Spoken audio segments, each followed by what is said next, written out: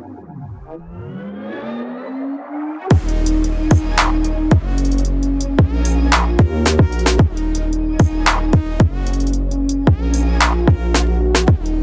all and welcome to the Mancunian Way. My name is Martin and welcome to our Tottenham Hotspur little bit of a preview, little bit of a history video. And what we're going to do, we're going to talk all about the game on Sunday. I'm excited, you're excited, so let's talk all about our opening game, Tottenham Hotspur. So what I'm going to do first of all for you, I'm going to go through the last 4 results in the league only. Now believe it or not, Manchester City have an awful record against Spurs, actually.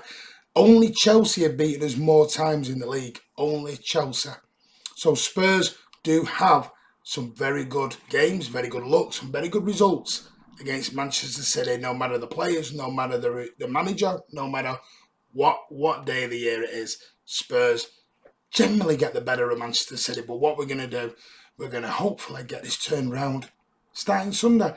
Last season, City battered Spurs 3-0 at the Etihad. Now, if we all remember, I'm sure there's something big happened. Oh yeah, Davinson Sanchez had a little bit of grass, thanks to Silky Ilke, where he was on the double, and City routed Spurs 3-0 on their way to their Premier League title from last year. So what a game that was. Then we look back to November 2020. Spurs 2-0 winners. That was an awful game. I remember it very, very well. We didn't play well. We were really poor. It was down at White Hart Lane, the new White Hart Lane now, and we just didn't do well. Then February 2020, just before the lockdown, under Jose Mourinho, Steve Bergwijn on his debut, remember him?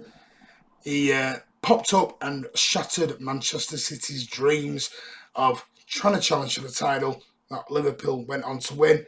And Spurs again went out 2-0 winners. So Spurs, we figured out that White Hart Lane like to beat Man City 2-0. And then earlier on that season, in August 2019, the first home game of that season was the now infamous, disallowed goal in the last minute with the Gabriel Jesus and the Laporte handball in the box, and it broke our hearts. What is it with Spurs and last minute winners? The game on Sunday. Now, Harry Kane, will he or won't he?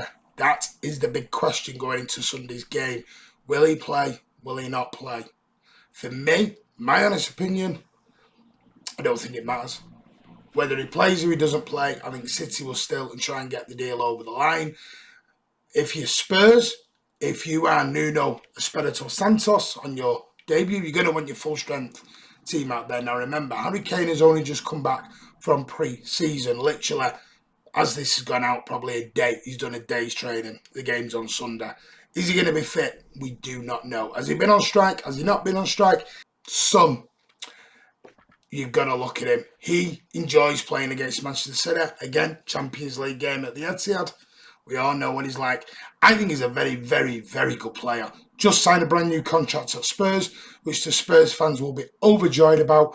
But I'm telling you now, he is dangerous. He likes to play against Manchester City, and we are going to have to make sure we are on our full mettle to keep that boy quiet. Somebody else, Reguilon, he has our last couple of games. He's played very well against Manchester City. I think he has signed for Spurs. People said he was on loan from Real Madrid. He's not. He has signed for Spurs, but Madrid reportedly have a buyback option on him.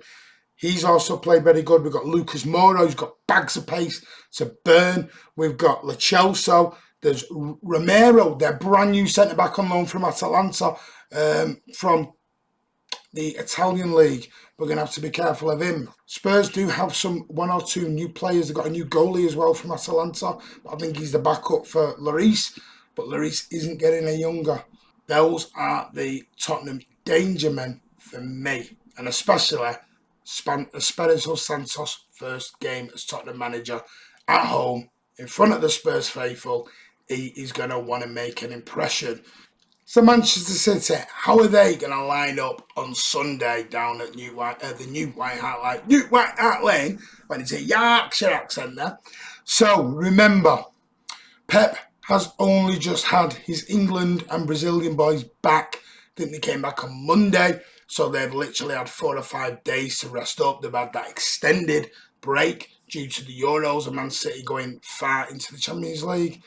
Told you I was going to talk about heartbreak in this video. Just can't get it out of my head.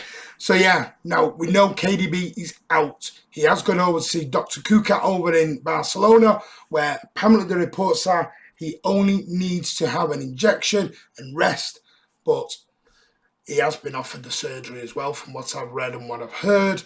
And if he does take the surgery, you're talking 3 or 4 months out. So we'll have to wait and see with the KDB. But what we do know is he's out for the first 6-7 games. So KDB out for Spurs. No Phil Foden, as we know. He's going to be out for a while. Still sporting that boot currently on his foot.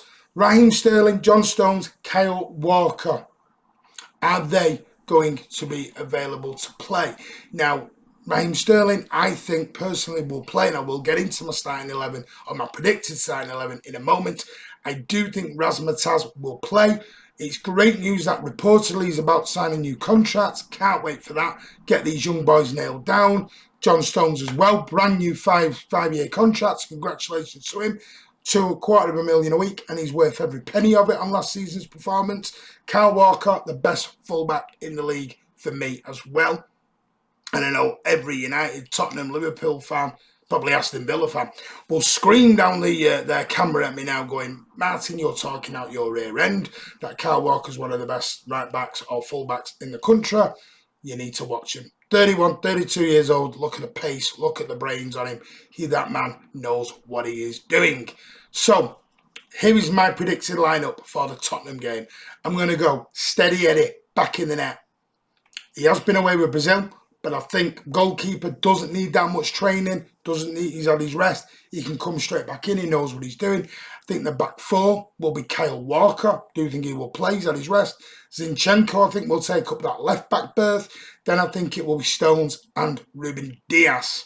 Then in the middle, I've got a feeling it will be Rodri. The Sergio Busquets of Manchester City will play that CDM role. Then I think, here's my big surprise, it will be Bernardo Bubblegum Silva to play at Spurs, even though he wants out the door.